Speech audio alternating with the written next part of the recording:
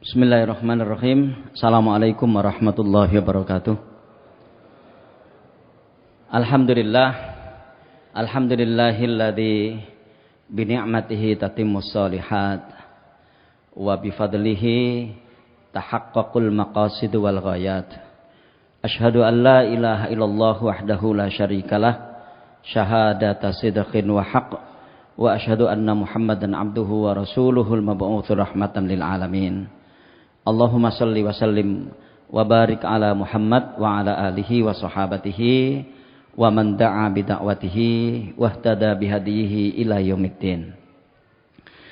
Para bapak, ibu dan saudara-saudara sekalian, wabil khusus para pengurus takmir Masjid Namira dan pengurus Yayasan Masjid Namira yang saya hormati, yang kebetulan hadir pada kesempatan ini. Alhamdulillah kita bersyukur kehadirat Allah Subhanahu wa taala pada malam hari ini. Allah masih berkenan menganugerahkan berbagai macam nikmat, dan dengan nikmat itu salah satunya kita bisa menghadiri, mengikuti kegiatan ini, yang tentu mudah-mudahan kegiatan ini menambah manfaat, menambah guna dalam rangka upaya kita untuk terus meningkatkan kualitas keimanan dan ketakwaan kita kepada Allah Subhanahu wa taala. Materi yang mau kita bahas pada kesempatan ini bukanlah materi yang berat, materi yang sangat-sangat ringan, tetapi apakah mungkin karena ringannya itu sehingga kita mengabaikannya? Makanya saya mengambil judul sebuah pertanyaan, adakah Al-Quran di rumah kita? Kalau kita ditanya seperti itu, maka pasti kita semua akan menjawab ada. Tidak mungkin, ya kan? Ada yang kemudian menjawab tidak ada. Saya sangat-sangat meyakini di rumah kita pasti ada Al-Quran, ya, bahkan mungkin bisa lebih dari satu. Terus terang bukanlah itu yang kita maksud dengan pertanyaan ini. Yang kita maksud dengan pertanyaan ini adalah, adakah suasana Al-Quran itu di dalam rumah kita? Adakah lingkungan Al-Quran itu di rumah kita? Ya, adakah cuaca Al-Quran itu di rumah kita? Nah, dari sinilah saya kira masing-masing kita akan menjawab dengan jawaban yang tentu akan mengacu kepada situasi dan kondisi yang memang ada di rumah kita. Mungkin akan kita jumpai orang-orang yang punya sekian banyak Al-Quran, tapi rumah itu bukanlah rumah yang mencerminkan rumah Al-Quran. Mungkin pula kita akan menjumpai, ya kan, di rumah itu ada sekian banyak mushaf Al-Quran, tapi ternyata tata cara dan aturan Al-Quran tidak ada di rumah itu. Dan karena itulah pada kesempatan ini saya akan menyampaikan beberapa hadis yang terkait dengan masalah itu. Yang pertama, ya, jadi di dalam hadis ini, orang yang di dalam rumahnya itu ada cuaca Al-Quran, maka di dalamnya akan ada bintang yang disebut di dalam hadis riwayat Imam Ahmad ini Aisyah, ya, dari Aisyah hadis ini Rasulullah bersabda, innal baita la yutla fihil Qur'an fayataro'a li ahlis sama kama tatara'an nujum li ahlil ard.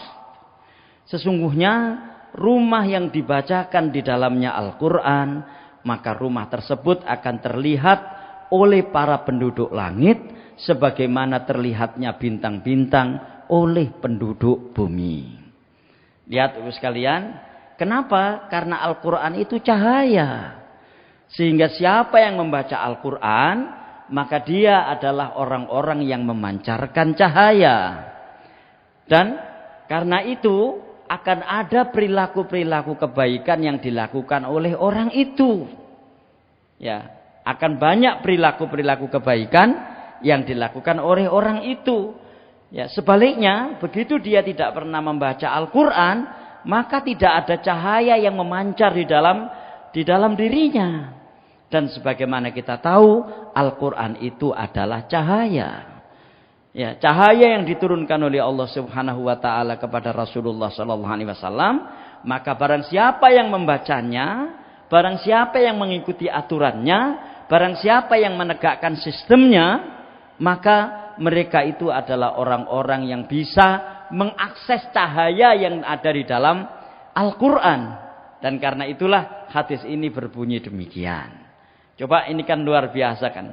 Sesungguhnya rumah yang dibacakan di dalamnya Al-Quran, maka rumah tersebut akan terlihat oleh para penduduk langit sebagaimana terlihatnya bintang-bintang oleh penduduk bumi. Nah, sekalian, apakah kita tidak ingin rumah kita memiliki nilai seperti itu? Gitu. Nah, artinya sebaliknya. Gitu ya. Ya, begitu di dalam rumah itu tidak dibacakan Al-Quran, begitu di dalam rumah itu aturan-aturan Al-Quran tidak ditegakkan, maka ya jangan salah kalau rumah itu sama sekali tidak pernah mendapatkan perhitungan apapun dari para penduduk langit. Tentu dalam bab ini adalah para malaikat Allah Subhanahu wa taala. Dan tentu pada saat yang bersamaan rumah ini pun tidak memiliki nilai di sisi Allah Subhanahu wa taala, meskipun rumah ini rumah yang baik secara arsitektur, rumah yang baik secara pembangunannya, rumah yang memiliki nilai kemewahan, mungkin juga berbeda dengan rumah-rumah yang lain, memiliki spesifikasi yang mengindikasikan ini adalah rumah mahal dengan berbagai macam peralatan, dengan berbagai macam bahan yang begitu sangat mewah. Tapi dalam perspektif Al-Quran, rumah seperti itu yang tidak dibacakan Al-Quran di dalamnya, rumah ini gelap, tidak bisa memancarkan cahaya, karena para anggota yang ada di dalam rumah itu mereka tidak pernah membaca Al-Quran. Sekali lagi, ini adalah perspektif Islam.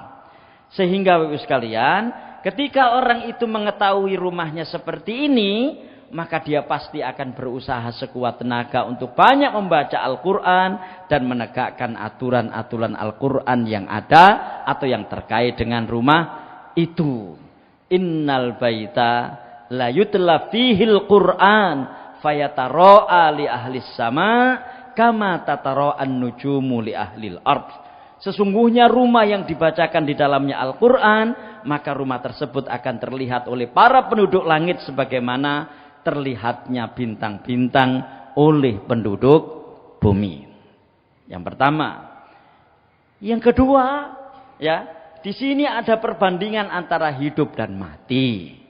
Hadis ini sahih riwayat Imam Bukhari, ya, Rasulullah SAW bersabda, "Masalul baitil ladzi yuzkarullahu fihi walladzi la yuzkarullahu fihi kamasalil hayyi wal mayyit."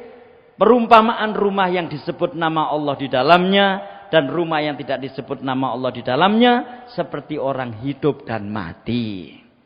Jadi bagaimana di sini rumah itu, ya, disampaikan Rasulullah SAW dianalogikan seperti makhluk hidup, ya. Jadi seperti rumah yang hidup dan rumah yang mati. Kapan rumah itu dikatakan sebagai rumah yang hidup? Manakala di dalamnya dibacakan Al-Quran. Kapan rumah itu disebut sebagai rumah yang mati? Manakala di rumah itu tidak dibacakan Al-Quran, tidak ada zikrullah sama sekali. Nah, sekalian, tentu yang mati di sini bukanlah rumah itu. Yang hidup di sini bukanlah rumah itu. Tapi yang hidup atau yang mati di sini adalah para penghuni rumah itu. Dan hakikat hidup di sini adalah hidup secara kejiwaan, bukan hidup secara fisik. Mati di sini adalah mati secara kejiwaan, bukan mati secara fisik. Begitu orang ini jiwanya mati, begitu orang ini hatinya mati, maka orang itu tidak akan bisa lagi melakukan berbagai macam kebaikan yang ada di dalam dirinya. Yang akan terus dia lakukan adalah kesalahan demi kesalahan, kejahatan demi kejahatan, dan begitu seterusnya. Karena waktu kita ini yang disediakan oleh Allah Subhanahu wa taala itu hanya 24 jam sehari semalam. Akhirnya tergantung kepada kita 24 jam itu kita isi dengan apa?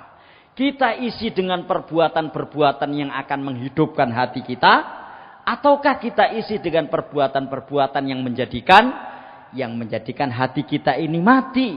Terserah kita. Begitu pula lah yang ada ya di dalam rumah kita. Apakah kita ingin rumah kita ini disebut sebagai rumah yang hidup, ataukah kita ingin rumah kita itu disebut sebagai rumah yang mati? Terserah kita.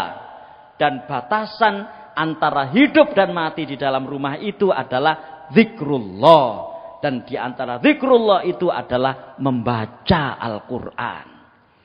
Nah, sekalian, saya katakan dari awal tadi, ini memang bukan masalah yang sulit, ini juga bukan materi yang sulit, ini yang sangat ringan sekali. Tapi kadang-kadang yang ringan ini sering diabaikan. Dan tentu mudah-mudahan kita tidak termasuk yang mengabaikan. Ini penting untuk saya sampaikan sebagai peringatan buat diri saya sendiri, gitu ya. Ketika kita bicara macam-macam tentang persoalan agama setinggi dan seterusnya, tapi bab-bab yang kita anggap sederhana, itu enggak kita perhatikan, meskipun itu bukan sederhana di sisi Allah Subhanahu wa Ta'ala. Rumah yang tidak pernah dibacakan Al-Quran di dalamnya itu bukan sederhana. Ini masalah serius. Cuma kadang-kadang seringkali banyak masalah-masalah serius yang terkait dengan agama ini yang kemudian kita abaikan. Mari kita lihat diri kita masing-masing dalam bab ini. Karena persoalan serius atau tidak itu seringkali terkait dengan ketepatan parameter yang ada di dalam diri kita. Apakah parameter kita itu jelas? Apakah parameter kita itu tepat? Apakah tolok ukur kita itu benar? Itu akan bergantung kepada kita. Orang yang parameternya jelas, orang yang tolok ukurnya berat, orang yang tolok ukurnya benar, maka pasti dia akan menganggap membaca Al-Quran di rumah itu serius. Ya kan? Pasti akan menganggap membaca Al-Quran di rumah itu serius. Begitu pula sebaliknya, ketika orang itu parameternya tidak jelas, ketika orang itu tolok ukurnya tidak jelas, maka dia akan gampang mengabaikan hal-hal yang serius tadi itu. Nah, kita lihat Bapak sekalian, mari kita tanya pada diri kita masing-masing, apakah membaca Al-Quran di rumah itu kita anggap persoalan serius, ataukah kita anggap persoalan biasa-biasa yang kemudian kita gampang untuk mengabaikannya, kita gampang untuk meninggalkannya. Kita tanya adik-adik kita yang sekarang tengah belajar di Ma'had Ali Namira ini ya, yang fokus kepada tahfidzul Quran. Saya sangat-sangat meyakini kalau kita tanya kepada mereka, itu persoalan serius. Ya, itu persoalan serius. Cuma kemudian naudzubillah min dzalik, banyak di antara kita ini yang tidak menganggapnya serius. Sehingga akhirnya Quran di rumah kita itu ada. Ya, mushaf di rumah kita itu ada, tapi hakikatnya tidak ada. Ya, hakikatnya tidak ada. Nah ini, yang kedua. Yang ketiga, ini diumpamakan kuburan. Ya, ini hadis sahih riwayat Imam Muslim. Rasulullah bersabda, "La taj'alu buyutakum maqabir." Ya, jangan sekali-kali kalian menjadikan rumah-rumah kalian itu pekuburan. Ya, pekuburan. Inna syaitana yanfiru minal baitil ladzi tuqra'u fihi suratul Baqarah. Sesungguhnya setan itu lari dari rumah yang dibacakan di dalamnya surat Al-Baqarah.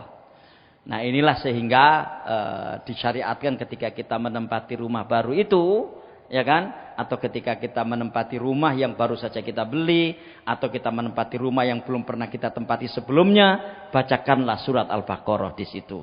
Untuk apa? Untuk mengusir setan supaya tidak ada di rumah itu. Karena setan itu selalu menghadirkan berbagai macam kesalahan dan kejahatan bagi para penghuni rumah, itu. Kenapa di sini disebut sebagai makobir? Kuburan itu identik dengan persoalan kesepian. Ya kan? Identik dengan persoalan kesepian. Dan kalau kita lihat dunia kita sekarang ini, betapa banyak orang-orang itu yang berada di keramaian, tapi pada dasarnya dia merasa sepi.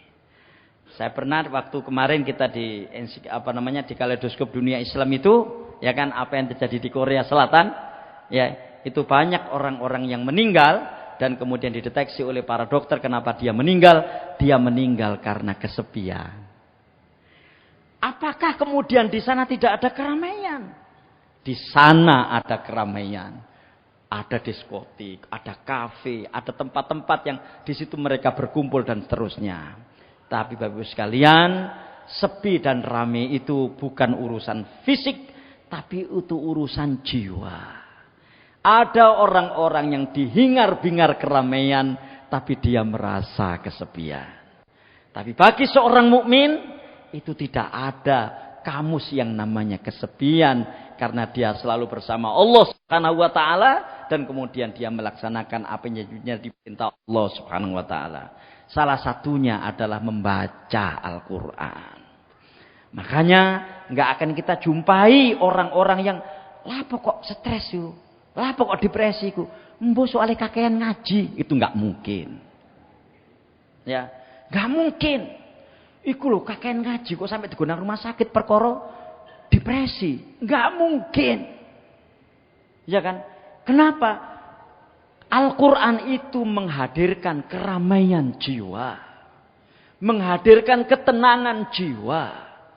Justru yang terjadi, kenapa orang itu sampai depresi? Kenapa orang itu sampai stres? Soalnya biyen aku seneng ngapalno Quran, seneng ngaji Quran, tapi saya gak tahu blas. Itu yang terjadi. Nah, apakah rumah kita mau seperti ini? La taj'alu buyutakum maqabir. Jangan sekali-kali kalian jadikan rumah-rumah kalian itu seperti pekuburan. Sepi, ya kan? Karena nggak ada orang yang mau datang ke situ. Ya, siapa yang mau datang? Yang mau datang ke kuburan? Nggak ada, sepi. Dan di situ persoalannya, Bapak sekalian. Oleh karena itu, di sini langsung dikaitkan dengan persoalan membaca Quran. Inna syaitana yanfiru minal baitil ladzi tuqra'u fihi suratul Baqarah. Sesungguhnya setan itu akan lari dari rumah yang dibacakan di dalamnya surat Al-Baqarah. Artinya, setan ini juga bisa menghadirkan keramaian. Tapi keramaian yang diciptakan oleh setan adalah keramaian-keramaian yang tidak bisa menenteramkan jiwa. Ya kan? Yang tidak bisa menenangkan jiwa. Itu. Nah, ini hati-hati. Kenapa? Karena dalam situasi di mana sekarang ini kita hidup, banyak sekali sekarang ini lembaga-lembaga atau apa yang mungkin kita sebut dengan berbagai macam perkumpulan itu yang menghadirkan keramaian, bahkan memproduksi keramaian. Apakah yang diproduksi dari keramaian itu ada keramaian jiwa ataukah keramaian fisik semata? Itu yang perlu kita cermati bersama.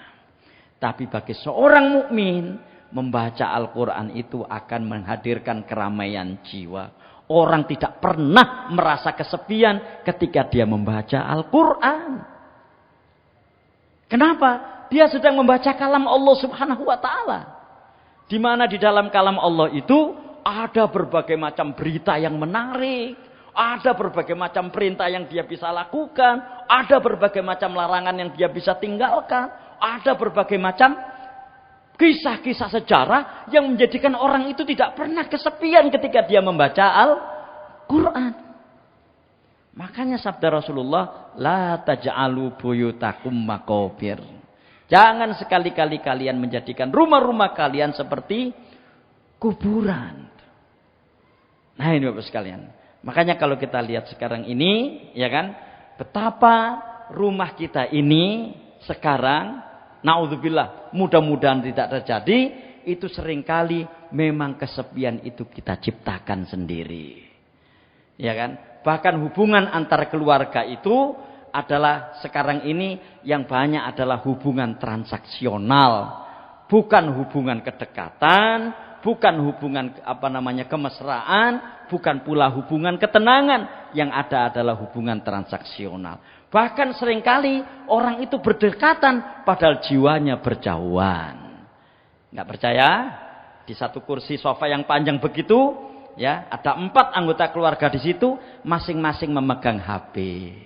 Berarti masing-masing akan sibuk dengan urusannya sendiri-sendiri.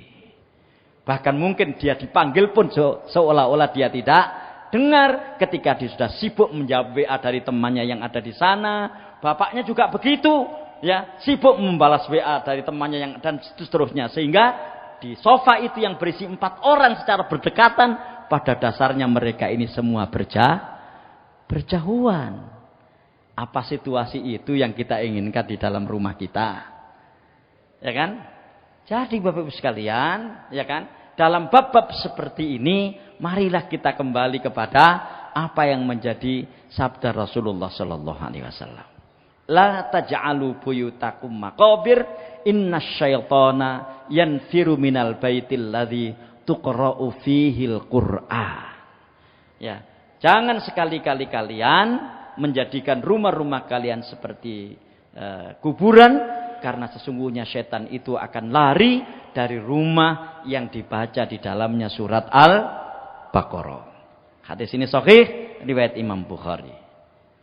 Lihat di dalam hadis yang dengan Imam At-Tabrani dan Al-Hakim, Rasulullah bersabda, "Inna asgharul buyutil ladzi laisa fihi kitabullah." Sesungguhnya rumah yang paling kecil atau sekecil-kecilnya rumah itu adalah manakala di dalamnya tidak dibacakan kitabullah. Ya, manakala di dalamnya tidak ada kitabullah. Tidak ada kitabullah di sini maksudnya bukan tidak ada Al-Qur'an di rumah itu, tapi di rumah itu tidak dibacakan Al-Qur'an. Itu kalau kita menggunakan bahasa dari sisi pemaknaannya ini, berarti ini sekecil-kecilnya rumah. Artinya rumah itu tidak punya nilai. Ya kan? Rumah itu tidak memiliki nilai. Bapak Ibu sekalian, kalau rumah saya misalnya tidak memiliki nilai di depan para developer misalnya, wah itu jelek itu rumahnya Pak Rofi, tata letak dan seterusnya. Oh itu enggak ada masalah. Tapi kalau kemudian rumah kita itu enggak ada nilainya di sisi Allah Subhanahu wa taala, itu loh yang jadi masalah. Kalau rumah kita tidak dianggap memiliki nilai di depan orang, ya entah itu karena kurang bagus bangunannya, atau karena fisiknya sekecil, minimalis dan seterusnya, no problem, ya kan? Tapi kalau sampai rumah itu tidak ada nilainya di sisi Allah Subhanahu wa taala, itulah yang masalah besar. Kenapa? Karena itu akan panjang urusannya sampai di akhirat nanti. Dan itu sebabnya banyak sekali perintah-perintah di dalam Al-Quran itu, di mana perintah-perintah itu penerapannya ada di dalam rumah. Di mana larangan-larangan itu penerapannya ada di dalam rumah. Contoh, ya ayyuhalladzina amanu qu anfusakum wa ahlikum naro. Di mana penerapannya ayat ini? Di rumah. Ya, paling pertama dan utama penerapan ayat ini di mana? Di rumah. Ya kan? Kenapa? Karena di situ menyangkut kita, menyangkut keluarga kita. Sehingga begitu orang itu keluar dari rumahnya, ketika penggemblengan di rumahnya ini selesai, dimanapun dia berada insya Allah tidak ada masalah. Tapi begitu pijakan di rumahnya bermasalah, begitu di dalam rumahnya bermasalah, maka dia akan gampang bermasalah di tempat-tempat di luar rumahnya. Nah, sekalian, saya kira kita semua memahaminya lah. Saya dan kita semua yang punya keluarga ini. Begitu tidak beres di dalam rumah, maka ketidakberesan di rumah ini akan menghadirkan ketidakberesan yang lain di luar rumah. Ya, karena rumah adalah cermin bagi seseorang ketika dia berada di luar rumahnya. Itu sebabnya kenapa ada slogan yang sering kita sampaikan, dan itu yang kita inginkan, baiti jannati, rumahku adalah surgaku. Surga di situ maksudnya dia kerasan di situ, dia tenang di situ. Kenapa dia tenang dan dia kerasan di situ? Karena di dalamnya berisi berbagai macam hal yang menjadikan dia tenang. Hubungan antara ayah dan ibu baik, hubungan antara bapak dan anak baik, hubungan antara emak dan anak baik, ya hubungan antara kakek dan cucu baik, dan begitu seterusnya. Begitu hubungan-hubungan ini baik, orang itu akan kerasan di rumahnya. Dan sejauh-jauhnya dia pergi, dia pasti merindukan kapan pulang ke rumahnya. Kan begitu. Nah, ini kita lihatlah di dalam diri kita masing-masing. Kita mengalami semuanya ini. Karena semua kita punya rumah. Begitu kita di luar rumah misalnya. Kok kemudian, kongkoai mulai. Timbangan iku mulai ndelok bapak mbek emak tukaran misalnya gitu. Gak jadi pulang dia. Begitu pula sang suami. Naudzubillah. Ya. Pulang kantor ngopi-ngopi dhisik timbangan niku mulai diomeng bojo misalnya. Apakah itu mungkin terjadi? Sangat mungkin terjadi. Dalam kasus-kasus yang terkait dengan persoalan konsultasi keluarga, bab seperti ini banyak sekali terjadi. Artinya, gitu loh artinya. Nek kapan ono wong wedok seneng maca Quran, iku insyaallah gak bakal ngomengan bojone. Ya kan? Nek kapan ono wong lanang seneng maca Quran, berarti insyaallah gak bakal menyelingkuhi istrinya. Itu kan persoalannya kan. Ya. Jangan sampai kemudian kita terbawa-bawa oleh apa yang ada sekarang ini. Sampai kemudian membentuk perkumpulan namanya isti, ikatan suami takut istri. Ya. Inna asgharal buyutil ladzi laisa fihil kitabullah. Sekecil-kecilnya rumah itu adalah ketika di dalamnya tidak dibacakan Al-Qur'an. Sehingga meskipun dia kelihatan besar, tapi rumah itu terasa sempit bagi penghuninya. Itu yang dimaksud. Karena terasa sempit bagi penghuninya kemudian nggak mau tinggal di rumah itu, nggak kerasan di rumah itu. Ayo, monggo kita lihat diri kita masing-masing dalam bab ini. Gitu. Baik, Bapak sekalian, di hadis atau di qaul sahabat yang terakhir ini saya kira yang penting untuk kita cermati bersama, gitu ya. Kaitannya dengan apakah rumah kita sudah seperti ini atau tidak? Apakah perasaan kita sudah seperti di hadis ini atau belum? Kita lihat di sini. Dari Abu Hurairah radhiyallahu an kana yaqul, beliau mengatakan, Innal baita la yattasi'u ala ahlihi wa tahdhuruhul malaikah wa tahjuruhus syayatin wa yaktsuru khairuhu an yuqra'a fihil Qur'an. Ya, sesungguhnya rumah itu akan terasa lapang bagi penghuninya, ya. Para malaikat mendatanginya, setan-setan menjauh, dan kebaikan itu akan bertambah jika Al-Qur'an dibaca di dalamnya. Lihat sekalian bagaimana pengaruh dahsyat dari Al-Qur'an itu ada di 4 ini. Pertama, innal baita layattasi'u ala ahlihi. Ya. Rumah itu akan terasa lapang bagi para penghuninya. Ya. Apa yang dimaksud lapang di sini? Ya. Yang dimaksud lapang di sini mungkin bukan karena rumah itu memang lapang secara fisik. Dengan ukuran yang luas, bukan itu yang dimaksud di sini. Tapi yang saya katakan di awal tadi, ini adalah lapang secara hati dan kejiwaan. Ya. Kenapa? Karena rumah itu menghadirkan ketenangan. Rumah itu menghadirkan ketenangan. Kapan rumah itu menghadirkan ketenangan? Ketika rumah itu diperlakukan seperti masjid. Nah, ini mari kita lihat, kita tanya pada diri kita masing-masing. Ya. Ada hadis, ya nanti mungkin yang akan kita bawakan untuk hadis, saya lupa matannya itu ya, bahwa sholatnya orang laki-laki itu paling baik dilakukan di rumah, kecuali sholat wajib, kecuali sholat fardu. Coba, apalagi perempuan, ya kan? Bahkan sebaik-baik sholatnya perempuan itu ada di dalam kamar rumahnya, fi hujratiha, begitu hadis. Itu kan artinya apa? Artinya kita ingin memperlakukan rumah itu sebagai masjid. Nah, apalagi kemudian di dalamnya dibacakan Al-Quran. Jadi akhirnya rumah itu menjadi inspirasi kebaikan. Rumah itu menjadi sumber petunjuk. Sebagaimana masjid menjadi inspirasi kebaikan. Sebagaimana masjid menjadi sumber petunjuk. Karena dia adalah inspirasi kebaikan. Karena dia adalah sumber petunjuk. Maka rumah itu akan menjadi rumah yang lapang bagi para penghuninya.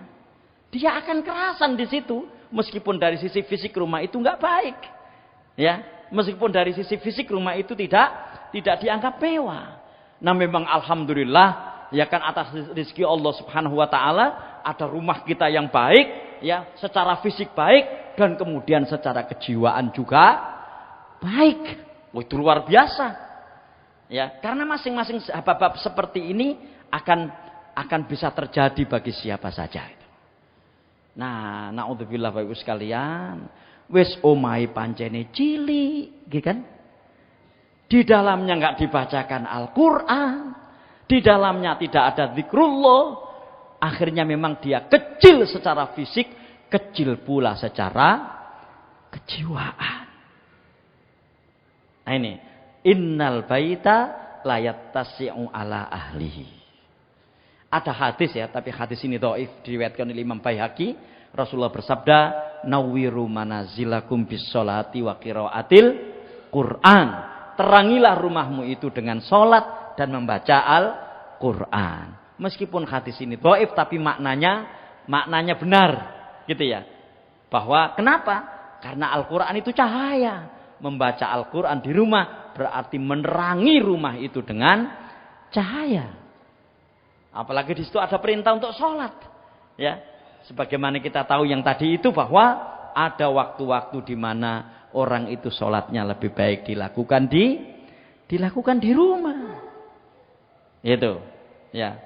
Nah, ini mungkin akan terbalik ya, atau yang ini tidak kita lakukan ketika orang itu umroh atau haji gitu ya. Karena di sana sholat di Masjid Nabawi atau sholat di Masjidil Haram tentu memiliki pahala yang berlipat dibanding sholat di masjid-masjid yang lain.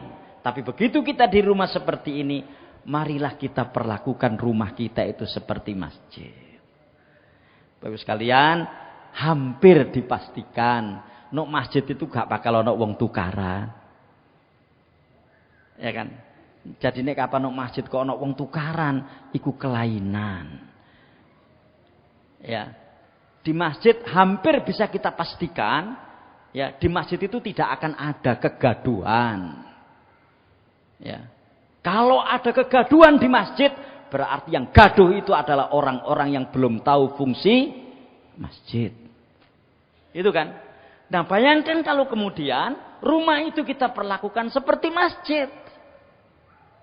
Berarti di dalam rumah itu tidak ada pertengkaran. Yang ada adalah diskusi. Yang ada adalah mencari solusi terhadap persoalan-persoalan yang dihadapi. Di mana diskusi atau mencari solusi atas persoalan-persoalan yang dihadapi itu tidak sampai mengarah kepada pertengkaran. Tidak sampai mengarah kepada konflik dan cekcok yang berkepanjangan. Justru di dalam rumah itulah dia akan gampang menemukan solusi dari persoalan-persoalan yang dihadapi. Memang ini cukup ideal. Yang kadang-kadang Pak kok repot ngono Pak, yo prakteke. Sulit memang. Sehingga Bapak sekalian, kalau ternyata rumah kita itu naudzubillah, summa naudzubillah, lu kok menjadi sumber konflik, jauh dari solusi, mungkin mari kita lihat jangan-jangan Quran enggak pernah kita baca di rumah itu. Ya. Jangan-jangan Quran nggak pernah kita baca di rumah itu. Jangan-jangan rumah kita tuh nggak pernah kita pakai sholat, ya kan? Jangan-jangan di rumah kita itu tidak ada taujih-taujih dan arahan-arahan kebaikan yang dilakukan antara anggota keluarga yang ada di rumah itu. Ya. Kenapa? Karena hadisnya begini, innal baita la yattasi'u ala ahlihi. Sesungguhnya rumah itu akan terasa lapang bagi para penghuninya. Yang pertama. Yang kedua, wa tahdhuruhul malaika. Ya. malaikat itu akan gampang datang. Ya, jadi para malaikat mendatanginya. Gitu. Bapak sekalian, malaikat itu selalu disebut di dalam Al-Qur'an itu selalu terkait dengan hal-hal yang bersifat kebaikan. Sehingga ketika kemudian hadis ini berbunyi demikian, itu ada dua makna. Makna yang pertama adalah makna hakiki, ya, makna apa adanya. Maksudnya memang para malaikat banyak masuk ke rumah orang-orang yang di dalamnya dibacakan Al-Qur'an. Atau makna yang kedua, ya, makna yang kedua, karena malaikat ini adalah sumber kebajikan, karena malaikat itu selalu disebut oleh Allah Subhanahu wa taala terkait dengan kebaikan, maka yang tegak di dalam rumah itu adalah nilai-nilai kebaikan. Apakah ketika yang tegak di dalam rumah itu nilai-nilai kebaikan, kemudian di rumah itu tidak ada persoalan? Ada persoalan.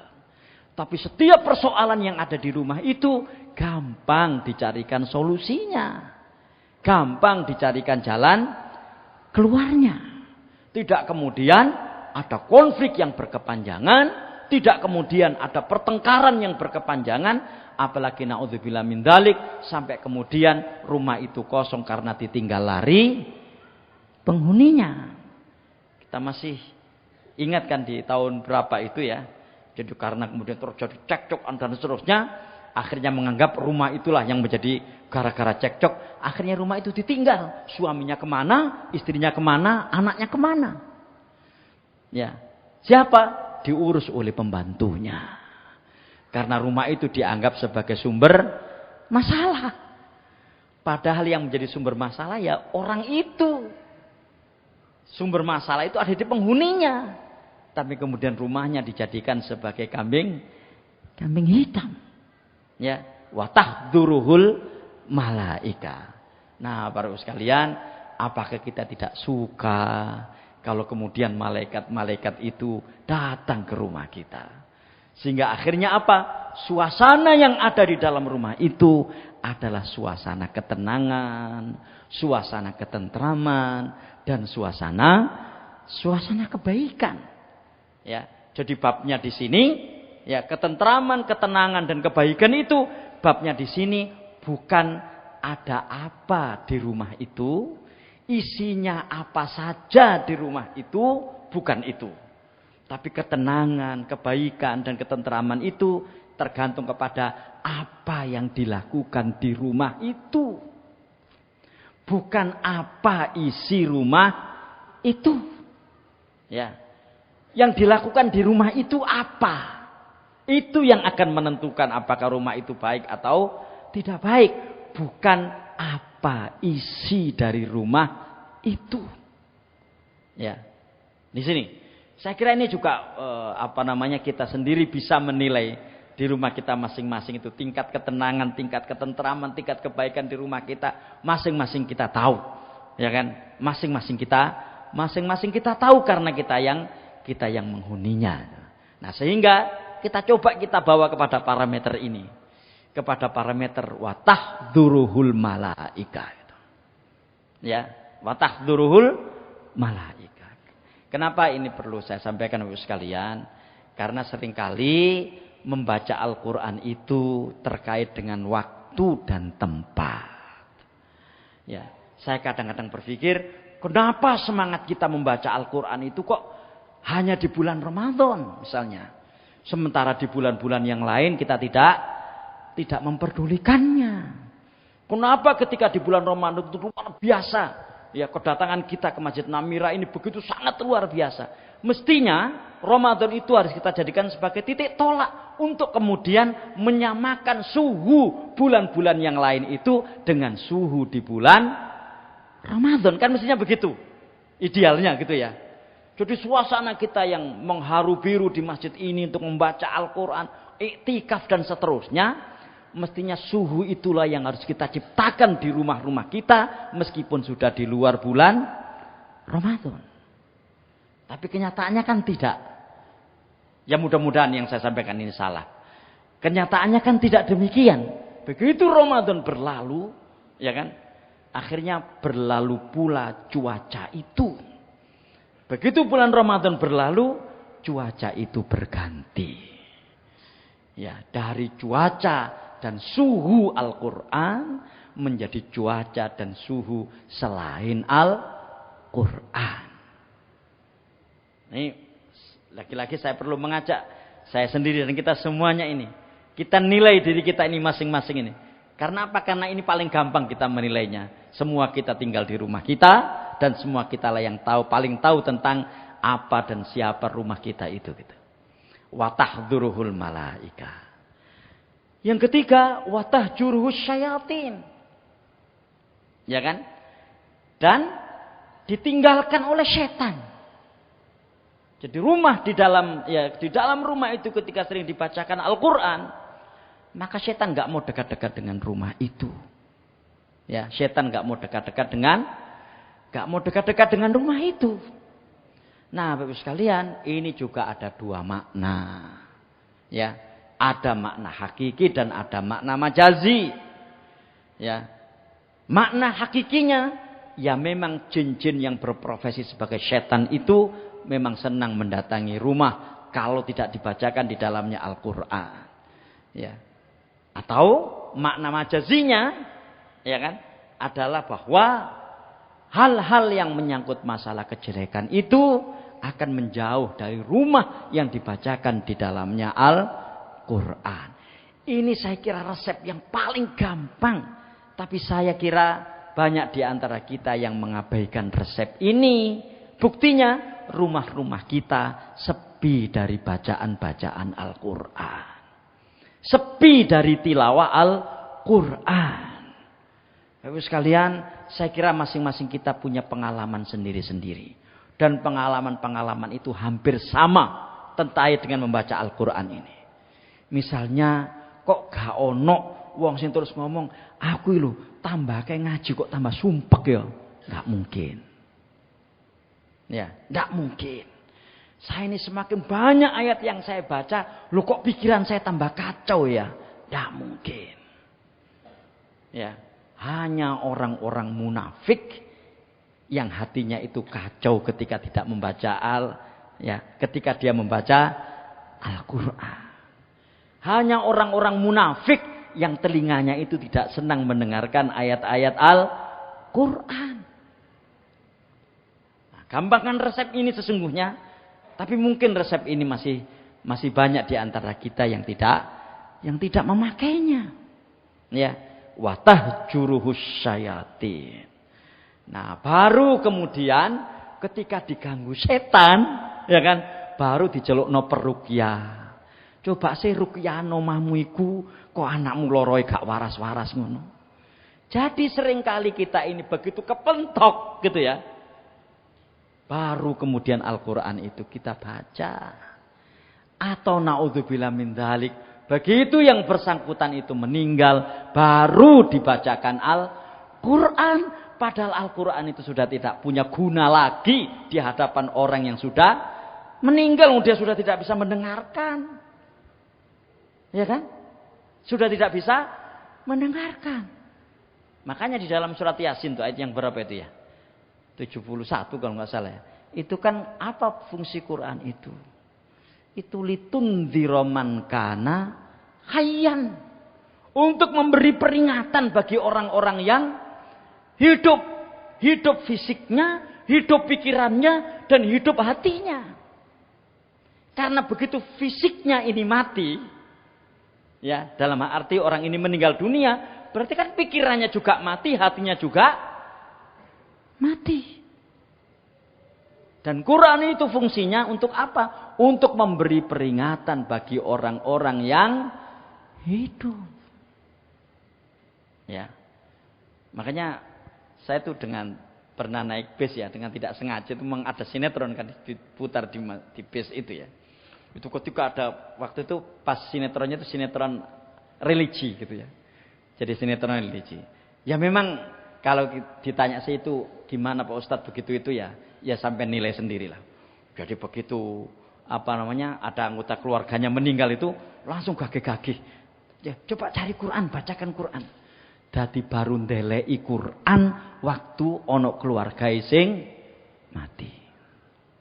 Begitu cara kita memperlakukan Quran. Ya kan? Begitu cara kita memperlakukan Al-Quran. Makanya Bapak Ibu sekalian, kenapa keimanan kita itu gampang fluktuatif, gampang menurun? Mungkin salah satu sebabnya karena ini. Karena di ayat yang ke-121 dari surat Al-Baqarah itu Allah berfirman, alladzina atainahumul kitaba yatlunahu haqqa tilawatihi ulaika yu'minuna bih. Mereka-mereka yang kami berikan Al-Quran, kami berikan Alkitab, maksudnya adalah Al-Quran, yatlunahu haqqa tilawatihi. Mereka itu mentilawahi Al-Quran itu dengan sebaik-baik tilawah. Ulaika yu'minuna bih. Mereka itulah orang-orang yang beriman kepada Al-Quran. Makanya sekalian, di antara 6 rukun iman itu, ya, itu kan ada rukun iman yang ketiga, yaitu beriman kepada kitab-kitab Allah Subhanahu wa taala. Dan beriman kepada kitab-kitab Allah Subhanahu wa taala itu dibagi 2. Ada yang beriman secara global. Kita meyakininya, kita mempercayainya, tapi kita tidak punya kewajiban untuk melaksanakan isinya. Dan itu adalah kitab Zabur, kitab Taurat, kitab Injil, Suhuf yang diturunkan oleh Allah kepada Nabi Musa, dan Suhuf yang diturunkan oleh Allah kepada Nabi Ibrahim, ya kan? Itu beriman secara global. Kita meyakininya bahwa itu datang dari Allah Subhanahu wa taala, tapi kita tidak punya kewajiban untuk melaksanakan isinya. Nah, ada yang al-imanu bitafsil. Beriman secara detail, secara rinci. Kita meyakini itu datang dari Allah Subhanahu wa taala dan kita punya kewajiban untuk melaksanakannya. Ya, kita punya kewajiban terhadapnya, dan itu adalah kitab suci Al-Quran.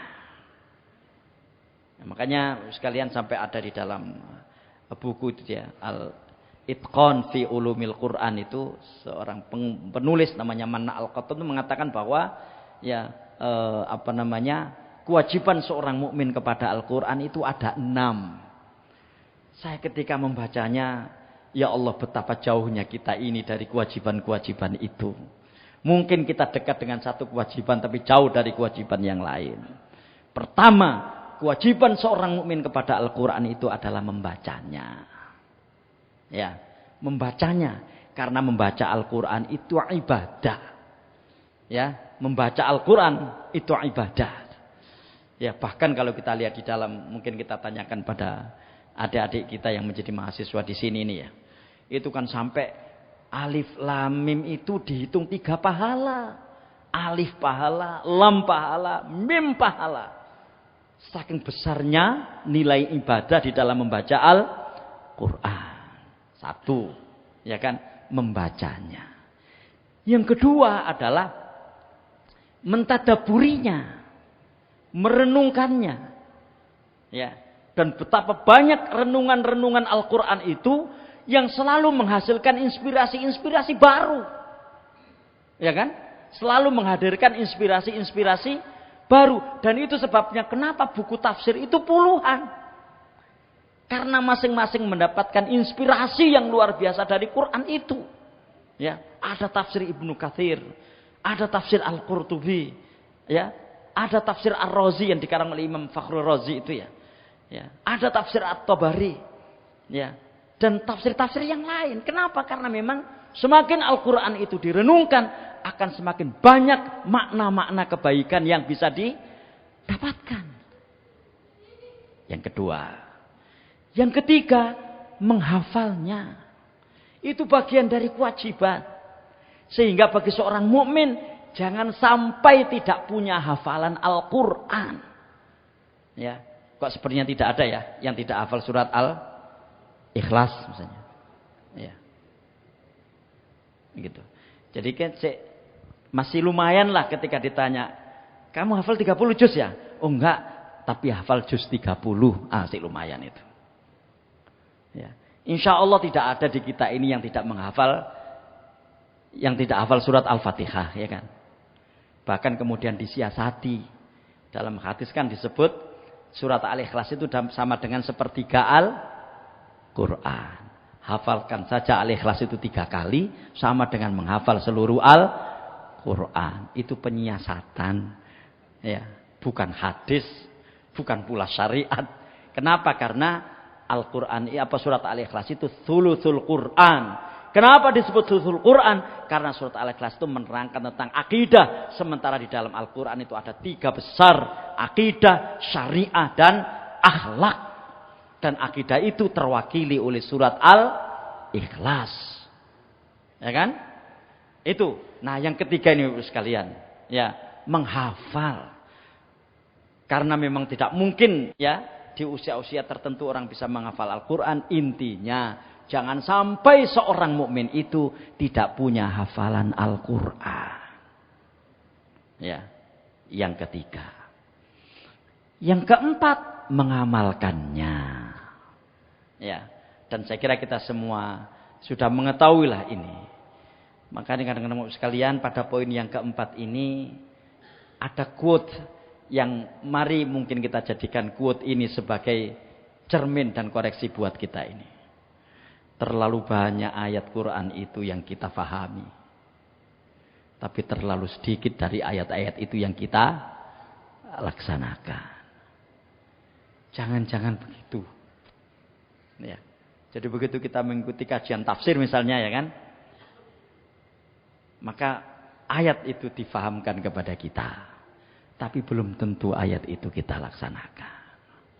Bahkan betapa banyak ayat-ayat yang berisi perintah-perintah yang kita mampu melaksanakannya, tapi hingga saat ini kita masih belum mengerjakannya.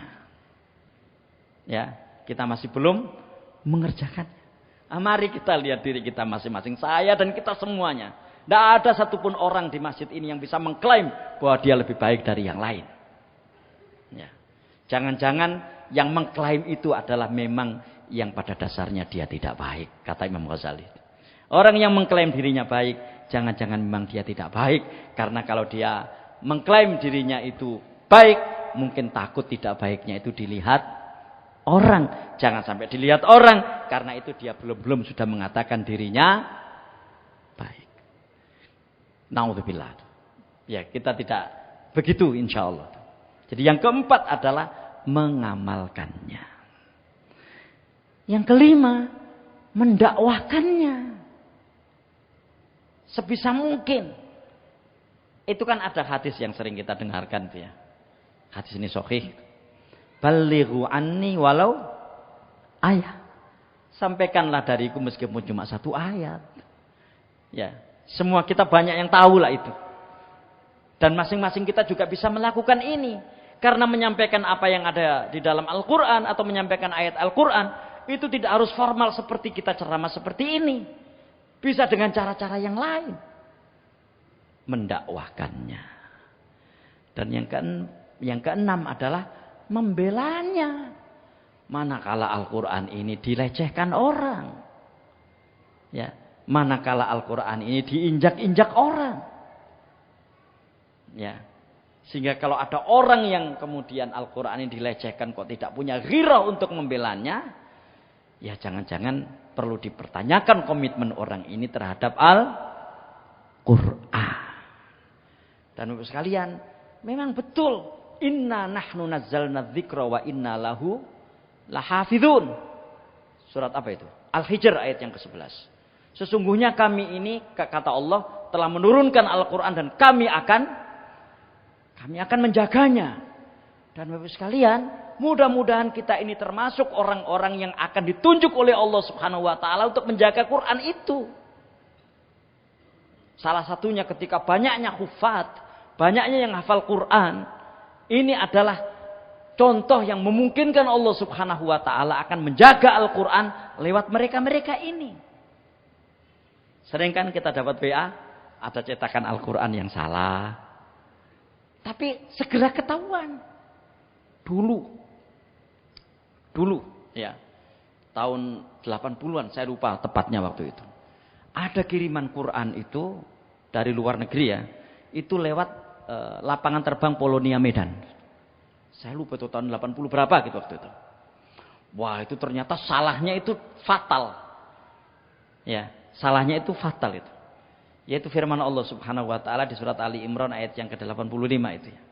Wa may yabtaghi ghairal islami dinan falan yuqbala minhu wa huwa fil akhirati minal khasirin. Barang siapa yang mencari selain Islam sebagai agama, maka tidak akan diterima dan di akhirat akan menjadi orang-orang yang rugi. Nah, ghairunya itu hilang. Ghairunya itu tidak ada. Jadi kemudian bunyinya adalah wa may yabtaghil islama dinan falan yuqbala minhu. Siapa yang mencari Islam sebagai agama tidak akan diterima. Ya. Ya alhamdulillah, langsung ketahuan. Ya, langsung ketahuan. Inna nahnu nazzalna dzikra wa inna lahu lahafidun. Nah, coba di mana diri kita ini di hadapan kewajiban yang 6 ini? Di mana posisi kita ini di hadapan kewajiban yang 6 ini? Membacanya, merenungkannya, menghafalkannya, mengamalkannya, mendakwahkannya, dan membelanya. Sekali lagi, Bapak sekalian, mudah-mudahan ini adalah bagian dari pertanyaan yang segera kita bisa jawab gitu kan. Di mana posisi kita di hadapan yang 6 ini? Nah, sudah. Ya mungkin itu kaitannya dengan watahjuru syayatin tadi itu. Yang berikutnya wa yaksuru khairuhu. Ya, akan banyak kebaikan-kebaikan yang ada di dalam rumah itu. Kenapa? Karena memang Al-Qur'an itu menghadirkan kebaikan. Semakin banyak ayat Al-Quran yang dibaca, akan semakin banyak kebaikan-kebaikan yang hadir di rumah itu. Yaitu tadi, suasananya harmonis, antar keluarga semakin akrab, pada kerasan di rumah, rumahnya menjadi rumah yang menghadirkan ketenangan, banyak di situ dibaca, banyak di situ dilaksanakan sholat, banyak ibadah-ibadah yang ada di dalam yang dia lakukan, persis seperti yang di masjid. Ya, bagaimana memperlakukan rumah itu kemudian bisa seperti masjid, di mana di dalam masjid itu yang ada hanyalah kebaikan, tidak ada yang lainnya. Nah, sekalian, sekarang sebaliknya. Wa innal baita la yadhiqu ala ahlihi. Dan sesungguhnya ya, rumah itu akan terasa sempit bagi para penghuninya. Ya, rumah itu akan terasa sempit bagi para penghuninya. Ya. Jadi saya kira kok bab-bab seperti ini akan gampang kita temui sekalian. Begitu tidak dibacakan Al-Quran di rumah itu, begitu rumah itu tidak digunakan sebagai tempat untuk melaksanakan ibadah, na'udzubillah min dzalik, yang akan terjadi adalah kesempitan yang ada di dalam rumah itu. Kenapa? Di surat Al-An'am ayat yang ke-125. Di situ Allah Subhanahu wa taala berfirman, "Man yuridillahu an yahdiyahu yashrah sadrahu lil Islam." Barang siapa yang Allah berkehendak untuk memberikan petunjuk kepada orang itu, Allah akan melapangkan dadanya untuk melaksanakan Islam. Wa man yurid an yudhillahu, ya, barang siapa yang Allah berkehendak untuk menyesatkan orang itu, yaj'al sadrahu dayyiqan. Ya. Allah akan menjadikan dada orang itu sempit, harajan, tersumpak, ka'annama yas'adu fis sama, seperti disuruh memanjat langit. Ini kan kalau kita lihat dari tinjauan ilmu pengetahuan kan sangat tepat sekali. Bumi kita ini sekalian, ya, di atas bumi kita kan atmosfer gitu kan ya. Semakin tinggi, semakin orang itu berada di dalam ketinggian, itu kan oksigen kan semakin apa? Semakin menipis. Ya kan? Oleh karena itu ada sebuah negara di Amerika Tengah itu ya, namanya Ekuador ya. Ya, negara ini memang berada ketinggian sampai ada ya tempat tempat biasa gitu, tetapi dia ya sampai 3000 sekian kaki di atas permukaan laut. Jadi tinggi. Di tempat itu berjalan saja itu menggos-menggos. Kenapa? Memang oksigen menipis gitu. Nah, itu digambarkan kayak seperti itu. Wa man yurid an yudillahu yaj'al sadrahu dayyiqan harajan ka'annama yas'adu fis sama'. Nah, bayangkan kalau itu terjadi di rumah. Sesungguhnya rumah itu akan terasa sempit, akan terasa sumpek bagi penghuninya. Wa tahjuruhul malaika. Ya, dan ditinggalkan para malaikat. Jadi malaikat enggak suka ke situ gitu kan. Wa tahdhuruhu syayatin. Ya, setan-setan pada berdatangan. Wa yaqillu khairuhu. Ya, dan kebaikan selalu mengalami defisit. Kapan itu? An la yuqra'a fihil Quran, ketika di dalamnya tidak dibacakan Al-Quran. Assalamualaikum warahmatullahi wabarakatuh.